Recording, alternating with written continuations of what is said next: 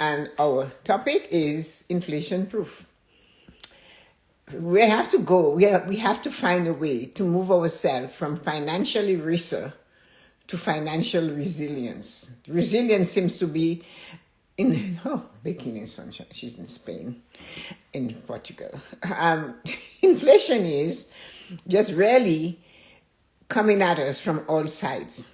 And today, for my American fans and family, is a date many of us in Canada will look around in 15 days. So today is, well, it's known, it's often associated with taxes. That's the end for the Americans. The 15th, you must pay your taxes. But for us, we have another 15 days. But did you know that today has a special name?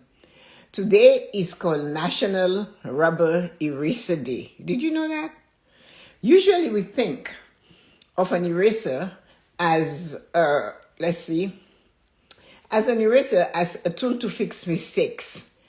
But for many of us, especially the Gen X, which I have a whole program for you, and for those of us moving into our older and platinum ages, there is a trending fear called financial eraser. Everybody is talking about the financial eraser. And, it's not that it's not true. It is happening. Yeah, it is financial eraser day. It's rubber eraser day. Sorry. I'm about to tell you this. The world is trying to tell you that your hard work is being rubbed out by inflation. But your prosperity is deeper than a bank balance. You know that. So once we get the idea that everything we do, all the money we have is going to be erased because of inflation, because of the price of gas and oil and whatever, all of these things are going up. Everything is just going up. When you look at it from that point of view, it can maybe really weigh on your mental prosperity. It weighs on that. It weighs on your emotional prosperity. You're feeling, okay, what am I going to do? This thing is just, you walk around, you leave your home and you're in that frame of mind. We've had crises like this before. It's not that it is new, but what it is we have more voices in the arena. Voices that never remembered that we have gone through those periods of 21% interest rates in the 80s and before that. So, and our ancestors went through the Great Depression. It's not that things were cheaper, their salaries were also smaller. So what I'm saying is that the human being, the human person, we are so resilient if we realize that. And we use that as to say we are going to get over this. It's not going to be easy. No, any challenge we face is not easy. But if you could find that ray of sunshine, if you could see an apple blossom coming out of the trunk of the tree, instead from a branch, because a tiny branch, it grows wherever it finds a little soil. So when we are walking and we are thinking and we hear it from neighbors and friends and on the news, everywhere you turn, that's the one thing you hear. But we have to grow wherever we have fallen. So because if you're walking on the sidewalk, you're going to see things, plants and yellow flowers, which are maybe dandelions or something like a daisy, growing out of the crack between the two slabs of concrete. That's where the seed fell. And it decided, I'm going to grow there. This is what I've got. I'm going to do the best with that spot. So as I always remind myself and others, nature teaches us how to survive. It's just that we take nature for granted. But nature has the tools. Nature shows you something growing out of the cracks in the sidewalk. It keeps thriving there unless somebody comes along and pulls it up. I let my lettuce seed, especially I love oak lettuce. I let the plant go to seed in the fall. And on the ledge of the garden where it's grown, there are cracks in there. And I haven't been able to haven't had to buy oak lettuce plants since then. Because there are always 1, 2, or 3 falling between the cracks amongst the brick on the ledge. And I just take them, put my finger in, and I put them in, and then they grow. But they stayed there all through the fall, the cold winds. They stayed there when other leaves and seeds were flying, and they landed there. They stayed there through the winter. And when the waters of spring started coming and the sunshine of spring and summer, they grew. It wasn't easy. And that is how we have to look at what we're going through as humans right now. We've been down that road before, or it's in our DNA. If your parents, your grandparents went through the Great Depression, if people you know, if you're sitting there, you're a Gen Z, and your father tells you about the 21% and 22% interest rates on homes. But we came over it. We went over it. We climbed that mountain. It's in your DNA. If they went through it, they had to pass it through you that you can survive. So today, everything is telling you it's a financial eraser, especially for those of us in our platinum years. There's a trend in fear they call financial eraser. The world is trying to tell you that your hard work is being rubbed out by inflation. But I am saying to you, your prosperity is deeper than that. Your prosperity comes from resilience. I know I can. Your prosperity comes from standing and looking at an empty cupboard with a bag of flour, a little bit of salt, some baking soda, and decide I can make something that I can give to my children.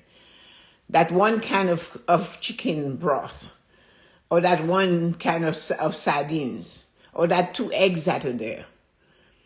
You always can find a way. It's the point of it is not letting the noise, the rumble, distract you from knowing you will survive. And not only that, you will thrive. So my message to you today is to realize, hey, we human on a whole, we have gone that way before.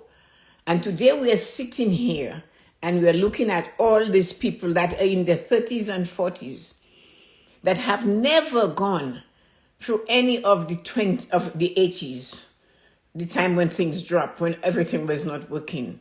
They never went through an ice storm where everything had to be placed outside, and that's the only way to survive it, and sit and shiver while waiting for the heat to come back on. So they sit there and they have all their lovely Botox and needles and pingles, and they just pong it in our head. Hell is our life. But we do not always have to believe that energy. We can hear it, we need to acknowledge it, and we need to be skeptical. Because you see, we are in charge of our destiny. Nobody is. And how we manage it depends. In my work with the 5 pillars, what I always said is that they are like load-bearing walls. Your 5 pillars are like, you know when these people change their bungalows into the open space and they take a load-bearing wall and all of that they have to do. The 5 pillars of prosperity are your load-bearing walls. You will react to this inflation thing one of 2 ways, based on where you are emotionally, based on what you're feeling and packing your head mentally. Also, on your spiritual prosperity, that I won't make it. It's horrible. Physically, you start acting and eating and behaving in a way that makes it worse. But if you take the other side of that, and say, I am equipped. And you could take the quote from Invictus, right? You're the master of your fate. And we have to believe that. Or we can turn around and look at it emotionally and say, I can do this. I saw this done before. I read the history of all of that before. Did you think COVID was our first? There was the Black Plague, and they had masks too.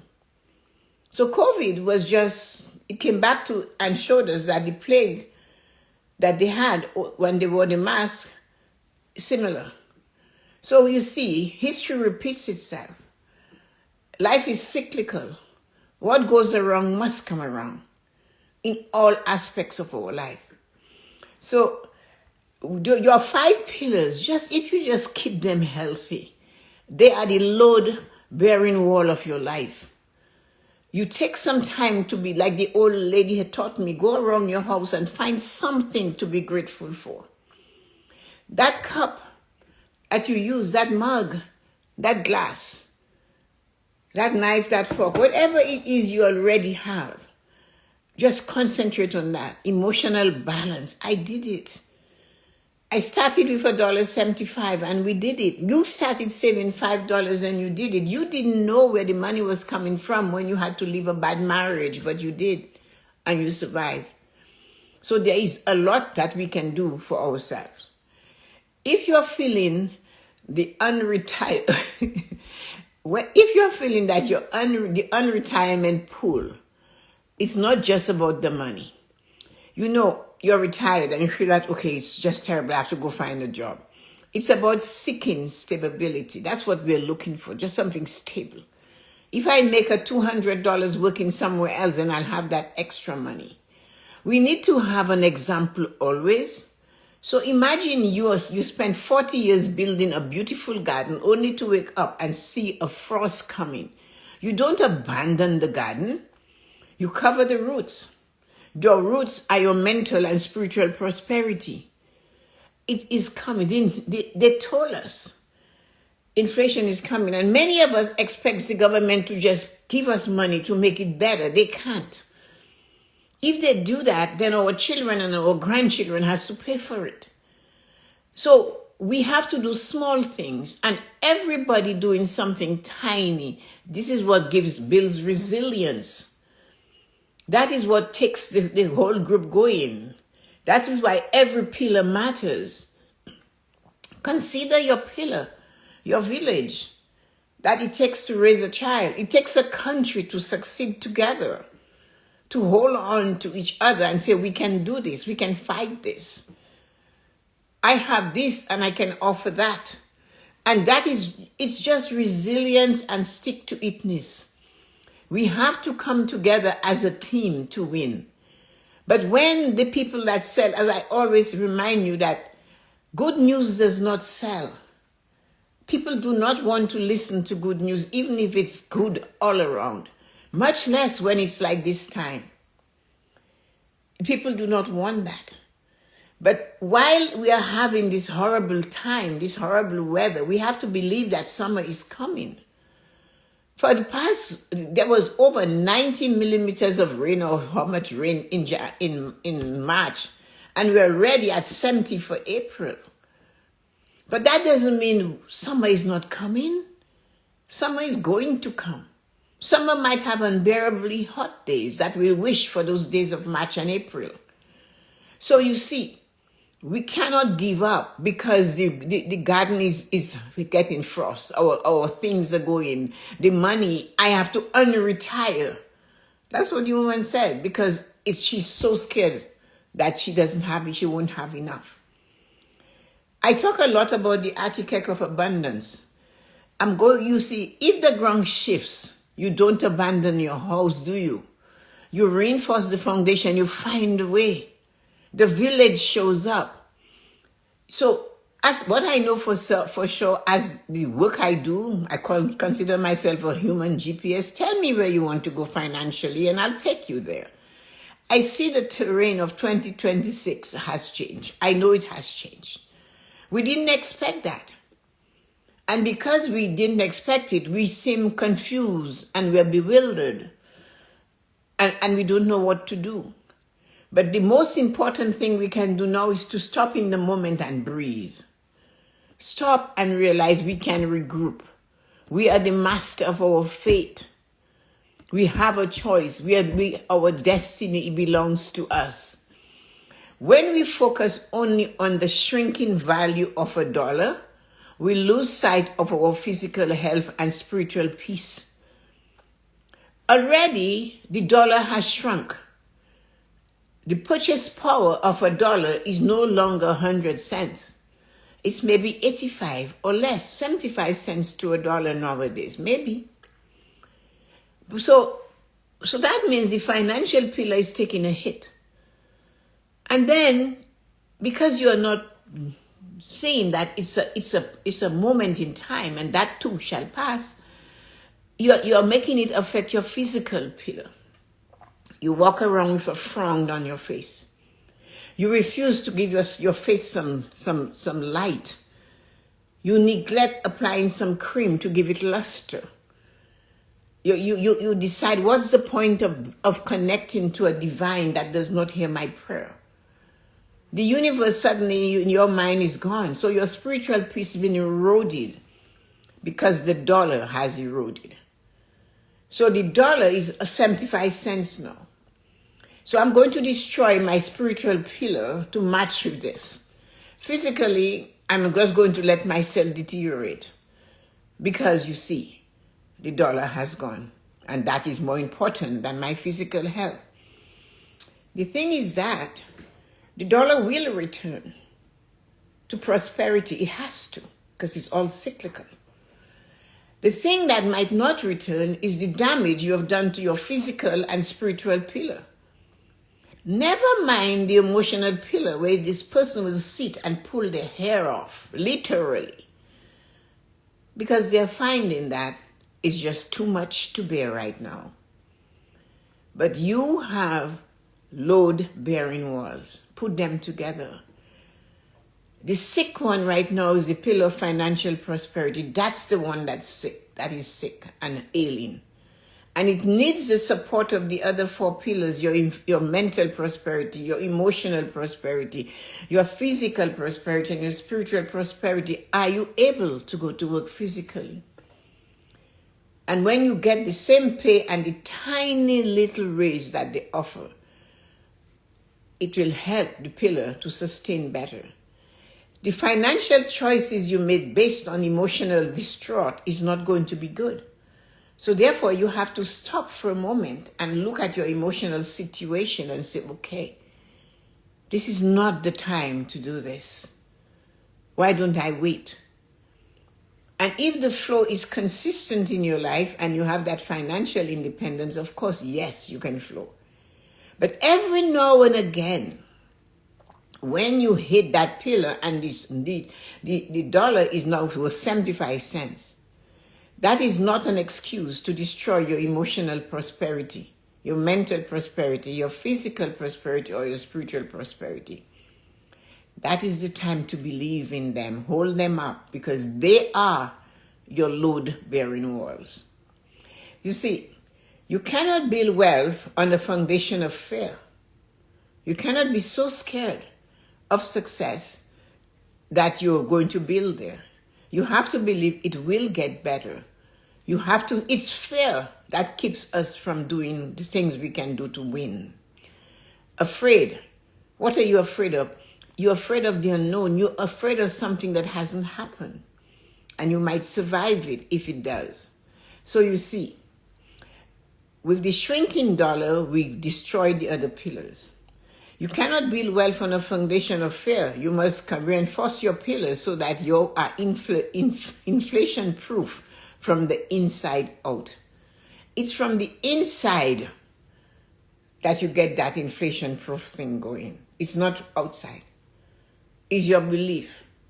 It's your focus. If you are not in emotional balance and you walk into the supermarket, you might not see the thing that you could buy that is on sale because there are things that are on sale that can help. So you are the architect of your own abundance. Nobody else can do that for you. The economy might be trying to use an eraser, but your purpose is written in permanent ink. It doesn't erase, cannot erase. It's not going to be easy. It has challenges. Life is full of challenges. But again, because the frost is on the garden, you're not going out to plant. That's not true. You'll give the frost time to disappear. You'll look up and you will see the sun shining and the ice melting. And the lily of the valley and the hyacinths are popping up. The tulips are showing their faces, although frost and cold and all of that had covered them. Thank you, Marina. So one of the things we have to do for sure, you have to realize that while prices may rise, your value is infinite. Our value is infinite. We have to make the choice to realize we're more value than that. We're more valuable than that. We have to make sure we do that. Because when we stop and think we're less than, that's when we let those energies that are just wandering through the world affect us. There's always going to be the naysayer. There's always going to be that person that's going to tell you, hey, you're not good enough. There's always going to be somebody that tells you won't make it. No matter you give up, go on welfare. You know, one of the most amazing lessons I learned in my entire life, and I didn't think it would have been a lesson. I didn't think there was a lesson in it, but there was. When I wrote my book, Controlling the Debt Monster, that charity, JVS Toronto, Jewish Vocational Services, bought a lot of the books, and they asked me to come to teach financial literacy. And at that same time, we had a minister of finance, I think Flaherty, he passed away, and he was deep into that. So they hired me to go around the city to teach financial literacy all through the city. I'm an East Ender. I'm not a West Ender. I have no idea what happens in the West End of the city. After I think Bathurst, I'm kind of lost. So my husband, who had done both, drove me around 10 times and I still got lost. Even when I tried it on my own. It was not fun driving on the 401 at 5 o'clock in the afternoon coming home. But I learned to observe there. I learned and I heard stories. And I saw how other people prey on those that are less fortunate than them in person. I didn't know that. I didn't know that lifestyle. I didn't even have that lifestyle from the third world country I came from. My life was not like that. So it was really important for me as a human being to have had that experience so I can be here today to tell you. This lady said to me, I had a job. I was a PSW. I had 5 children. My job paid. I got help with my rent. But a friend of mine told me, just quit the job and stay home and go on welfare. Let the government support me. So she said to me, I did that. I did that when my last son was 2 and he's 17. And she said, I gained 80 pounds. 80 pounds. And now I am sick. I really cannot work. Because somebody told her, don't fight. Don't strive, just quit and let the government supply you with what you need, which is not enough, but was enough. And she was sick. Her legs were swollen. She was just sick. So you find that because it's there. And then there's a company that I forgot, Prime America, and they walk that area like what do you call them? Vipers and predators. That's what they were. And they got these people that were working to actually quit their job and told them, you should do this and do that. Anyway, I am going from one mall across the world to another mall because it had to do that. And one of them stopped me. And he said, hello, how are you? Fine. I have something to talk to you about. I said, I'm busy. I realized what it was, so I was walking. I said, I'm going over there. You want to walk? So he's walking and he's telling me that I can make millions by getting involved with Prime America. I had heard the reputation before. So I had it filed in. And he said, what do you do? And I just said, I'm a real estate agent. Oh, his eyes got so big, and this man was the same color as me. He wasn't another race. It was my own race. And he told me, just give him the list of my clients, of my customers, and I'll make millions. I laughed, and I said, yeah, there's a couple in my class this afternoon They did that. They quit their job and they did what you just asked me to do. And their first paycheck from you was $11, or not from your firm. And today they have no money and no job. And they're taking a financial literacy course right now. So you see, the one says, stop, let the government take care of you. Another predator comes and said, hey, I can take care of you. And some of us say, hello, lover, you take care of me. I will give you control. This old woman said the man she met on a newspaper thing for seniors, after 2 weeks, he said, when are you going to put your money on my name? She said, if I had stronger teeth, I would have bite his nose off. She was 80. So you see, there are predators all over. Those on the news, that's what sells. Yes, inflation is high, and we will not all of us make it really, really well, but make it we can. We have to believe, though, nobody can do it for us. The government couldn't do it for her. She ended up sick, still sick. Prime America couldn't do it for them. They end up with no money. But he was still out there fishing.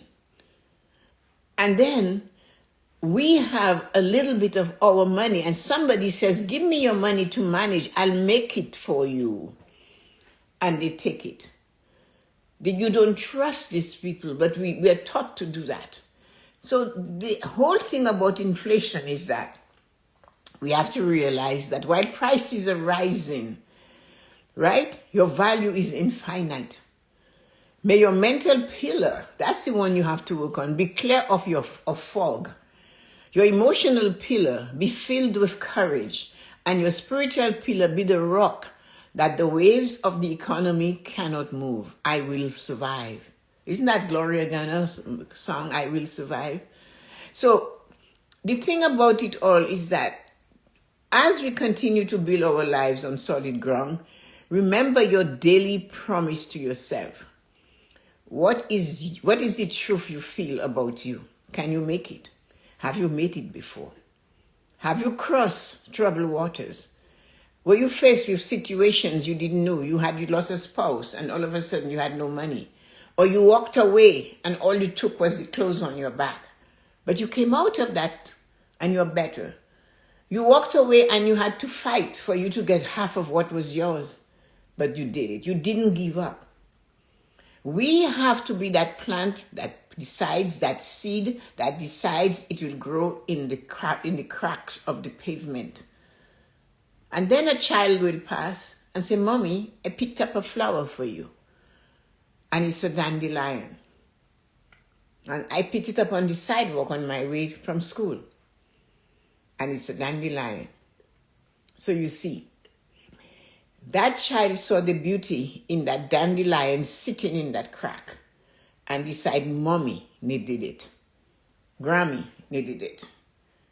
They didn't care that it was a dandelion. It was what was important is that it was pretty. So you see, we do not always have to take the negative energy from others and make it our own.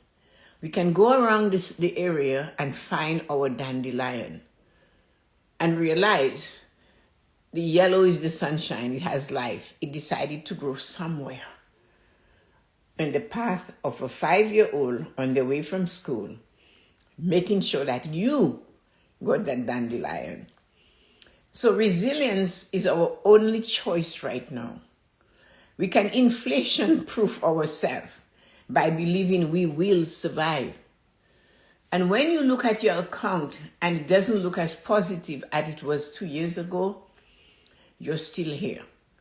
And it will get back there again. All it needs is time. And you need patience. And you need to practice the Kenny Rogers song, The Gambler. Know when to walk away, know when to run, know when, all of that. Know when to count. Know when to spread it. We have to know when to what to do to survive, because at the end of the day, we are the master of our fate. Nobody can do that for us. And that is what is wonderful about being a human. We are built to resist. That was amazing words of wisdom. Thank you, Betty. Thanks, guys. Marina had a really nice one. You need to explore the West. Some nice oats. I know, I should. So anyway, guys, on TikTok, tomorrow I have a section that is really much for those of you on the Gen Zs and all of you. But do not retire and then go and unretire because of fear that you won't have enough. If you say you don't have enough, you won't have enough. And if you say you have enough for today, then tomorrow will take care of itself. We already know that, don't we? What matters is the now. It's not tomorrow. It's not yesterday. And remember, yesterday is history. Tomorrow is a mystery. And we have no idea what that mystery will bring. So have a wonderful and amazing day. Thank you.